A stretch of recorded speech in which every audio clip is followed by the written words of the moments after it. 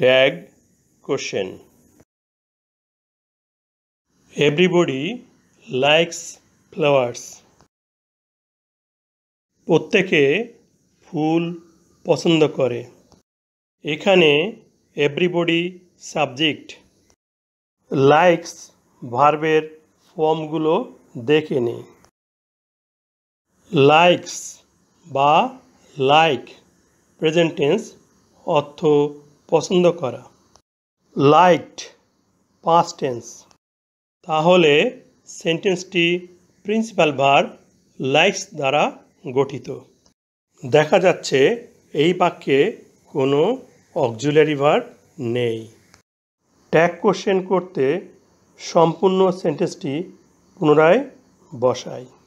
তারপর বাক্যের শেষে একটি কমা বসাই। এই বাক্যে কোনো নেগেটিভ শব্দ নট বা নো নেই, তাহলে এটি অ্যাফার্মেটিভ সেন্টেন্স। যেহেতু সেন্টেন্সটি অ্যাফার্মেটিভ, ট্যাগ কোশ্চেন করতে অবশ্যই নেগেটিভ করতে হবে। প্রেজেন্ট ইনডেফিনিট টেন্সে কোনো সেন্টেন্স প্রিন্সিপাল ভার্ব দ্বারা গঠিত হলে নেগেটিভ, ইন্টিগ্রেটিভ বা ট্যাগ কোশ্চেন করতে অক্সিলারি ভার্ব হিসাবে ডু বা ডাজ ব্যবহৃত হয়। এখানে লাইকস ভার্বের সাথে এস যুক্ত আছে, তাহলে অক্সিলারি ভার্ব হিসাবে ডাজ বসার কথা।